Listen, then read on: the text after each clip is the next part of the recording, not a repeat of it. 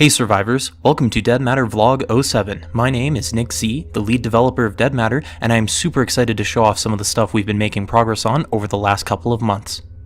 Our lead artist Shirk has been hard at work on adding a batch of new locations to our world. We now have a set of lakeside cabins. These are great spots to check for loot as you navigate through the world. A summer camp, which is the perfect place to stop by and check for some camping supplies. An electrical substation. This substation will act as one of the sources of electricity in our closed alpha map area. A radio station, perfect for broadcasting about your male vitality products. A trailer park, just off the highway. Some metal storage warehouses. Another trailer park, as well as some other very minor locations, such as these metal shacks that are scattered around the area. All of the new locations that have been added are roughly within walking distance to one another. This is because every major player movement corridor, such as the valleys in the mountainous regions or the once bustling highways that stretch across the map, will have points of interest built up alongside them. We aim to have players that are exploring our world to frequently encounter small points of interest. You won't be running from town to town for 30 minutes without anything to look at or to loot. We aim to make our world feel easy to navigate. Markers such as radio towers or billboards can be found near towns, remote locations, and alongside highways. These markers are used to naturally guide the player through our world. There have also been some improvements to how foliage is procedurally placed in our world. We're also working on some changes for our sky and weather system that should be available for the next vlog. Nomad's been doing some work in the vehicle department. We've now got a brand new sedan being added to the game. It's reliable, hits like a brick, and will soon have a police variation for those of you that will be instantly selecting the police occupation. Nomad's also taken a Kickstarter-era concept for a news van and turned it into a new vehicle. These will be found scattered throughout the world, and some of them will be drivable. He's also created some medical items that will be used in-game. An epinephrine auto-injector, a morphine auto-injector, and a blood type testing kit. Nomad's also created a set of camping tents that can be set up near your camp. They act as storage and a place that you can crawl inside of for protection from the elements. There's also a set of soccer field assets that Nomad has created. The audience really doesn't seem to like being recorded, however. There have been some additions to the weapon system. Now you can check how much ammo is remaining in your weapon by pressing the check ammo key. I've also made some improvements to how weapons are put down. Long weapons such as the Mosin will now be extra punishing in close quarters. Grenades have also now been implemented. There are currently 3 different types of grenade. A fragmentation grenade, which causes an explosion that not only damages players but has a chance of embedding shrapnel into those who survive the initial explosion. A smoke grenade, which is currently used for blocking visibility. Please note that the smoke effects are currently made by me and not an artist, and they'll probably change for the better in the near future. A flashbang, which upon exploding will blind players and make it very difficult for them to see.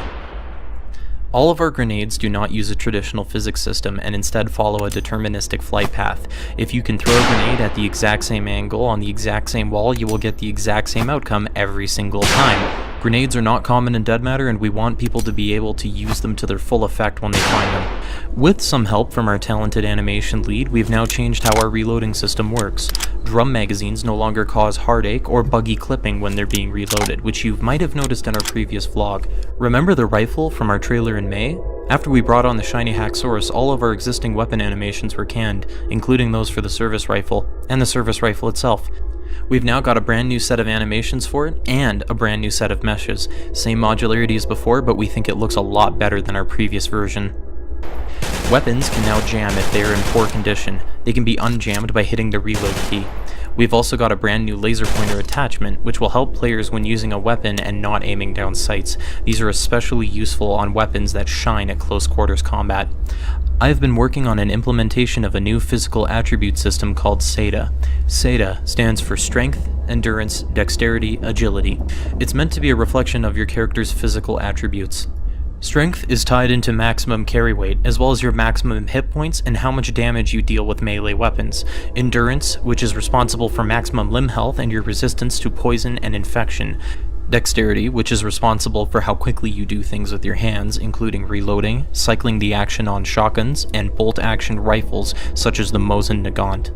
Agility determines how quickly you do things with your body, including how quickly you can raise a weapon after sprinting, how long you can sprint for, and how fast you are when sprinting. There is now a carry weight system. There is no hard limit, however, if you are over-encumbered you will start to move more slowly when sprinting. Death, unconsciousness, and falling over now have a UI element that go with the effect.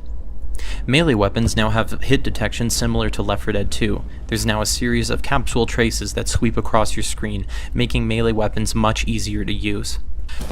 Our medical system beforehand was simple. Limbs took damage, and that was basically that. Not anymore. I've gone ahead and performed the first pass on a brand new medical system. Currently, there are 13 different conditions in dead matter that you can be affected by. Sprained ankles, leg fractures, infections, food poisoning, pain, broken ribs, hypothermia, poisoning, bleeding, embedded shrapnel, embedded bullets, and anaphylaxis. These conditions can also be treated in-game through a variety of items, such as the ones shown off earlier. I've also implemented a system that allows you to easily remember your character's blood type. Simply use a blood testing kit and the blood type will be displayed within the medical menu. Want to help out with the project? You can! Show us some love by sharing this video on social media, or you can back the game via Indiegogo. Want to interact with us? Feel free to drop by our Discord or forums. The links are in the description. We're a passionate team, and our goal is to make a damn good game. And with the announcement that we made last month, I'd like to extend our gratitude to the community. You guys have been so patient and kind in giving us the time that we need to bring Dead Matter to a state that we feel is palatable and fun to play.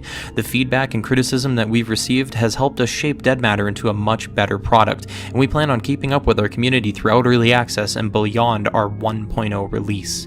Thank you for watching this to the end. We truly appreciate your support. Hey survivors, welcome to Dead Matter Vlog 06. We hope you're enjoying our brand new voice over IP system, which changes the way you sound based on where you're standing, and in the future, it'll also depend on what you're wearing. Masks will muffle your voice. Our talented lead artist Shirk has been hard at work over the last 3 months overhauling majority of our world map. We've now got a much prettier, much more performant terrain than before. There have also been some changes to the lighting system to make the game look less flat. Shirk has also replaced some foliage that was once a placeholder. Now all of our foliage is made fully in-house, and it looks a lot better than what we had before. We are starting to rapidly build up our points of interest across the world. However, we felt that Endgame needed something a little extra, a little procedural.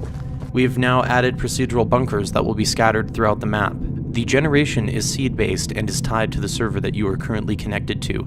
No two bunker locations on different servers will look the same. These bunkers will play a massive role in extracting extremely rare and potentially exotic equipment. There will be named legendaries with a variety of effects that you'll be encouraged to chase after late game. There has not been an art pass on the bunker assets for over a year. All of the bunkers are currently put together by a programmer, and they are likely going to change for the better in the near future. Nomad has also finished his Nira camp from the last development update, and all of the assets associated with it. We're really excited to start spreading these around the world. Certain random areas will also become quarantine zones that will be deadly, yet bountiful sources of gear and equipment. Our programmer has added a basic ladder system. You can now climb up any ladder that you see in-game. This includes step ladders that you can carry around and place down. These can be used to access vantage points or to gain access to otherwise restricted looting areas. We're really excited to see some of the shenanigans that our player base will be getting into with these. We've now got some new weapons. First up is the AKS-74U. This submachine gun is the little brother of the AK-74. It packs quite a punch and excels at close quarter combat. Our second addition to the submachine gun category is the MP7, which is a sweet little submachine gun that it features a folding stock. When the stock is collapsed, the item will also take up less room in your inventory. Weapons that have magazines attached also take up more room in the inventory. Last, but certainly not least, the shotgun. Our talented animator, the Shiny Haxorus, has put a lot of work into the shotgun. It fires 12-gauge shotgun shells, has a capacity of 8 shotgun shells, and is also one of the most modular weapons in the game. We've also tweaked some of our weapon mechanics. Instead of firing bullets from the player's eyes, weapons will now fire from the physical muzzle. This will make it much more difficult to fire from the hip. We're also adding a new pair of Mosin Nagants. We weren't really happy with our previous iterations. They lacked a lot of the qualities that we desire. We feel that these are a much better fit for the game. You can now push back zombies with a melee bash or use a bayonet if your weapon has one. This is to help with crowd control when you're starting to feel overwhelmed by the undead surrounding you. There are now some new melee weapons in the game. In fact, there's now 26 total, starting at the crowbar, the tire iron, a pair of bolt cutters, a broom, a hatchet, an oar, a rake, a sledgehammer, a mattock, a kayak paddle, and much more. Some of these will be moved to a different animation set at a future date. We're aiming for functionality first because we need a lot of these in-game in order to start building mechanics off of them. Picking up items has been refined. There is now a casting time for picking up heavy items, which is influenced by your character's current limb health. Broken hands will ruin your dexterity and make quick tasks, such as opening a flashlight to insert some batteries, a much more tedious task.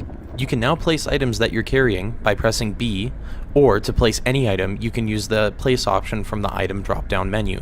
Certain items will behave as containers once they are placed, and you'll even be able to move certain containers after they've been filled, such as the cooler. Casting time has been added to most actions within the inventory, such as turning a flashlight on and off, opening sub-containers, removing magazines from weapons, and having a good old swig of diesel. There is a new ragdoll state that we've added. It is triggered by going unconscious, or can be triggered manually. We've included the ability to voluntarily fall over, since players can carry players that are in a ragdoll state. You can also use a pistol when you're carrying a different player. However, you will not be able to reload your pistol, so keep it in mind when reaching for your Makarov. Plan accordingly. We've now got a new set of third-person animations that look a lot better than our old ones. We've also got some animations for carrying large objects in third person. Keep in mind that a lot of these objects will slow you down when you're carrying them. We've made some progress on our medical system by implementing our new limb health system. In Dead Matter, your limb health is currently separated from your blood, which currently acts as overall player health in Dead Matter. Only bleeding will truly affect how close you are to death. However, being forced to walk everywhere due to a sprained ankle is something that cannot be ignored in the zombie apocalypse. Your life depends on it. We've also implemented a nutrition system. While it's not a requirement to fulfill all of your macronutrient or vitamin requirements, there are benefits for doing so without any penalties for failing to do so long as you remember to eat and drink.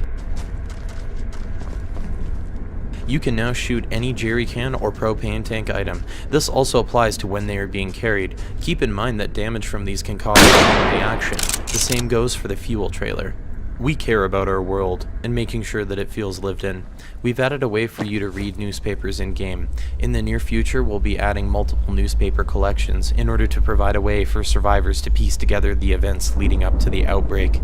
Nomad has helped get a new van ready for gameplay. It has room for up to 4 and can be equipped with some upgrades that allow you to store a ladder and some camping supplies on the roof, or a tire on the back of the van that you can be used to repair it if you accidentally run over a spike strip.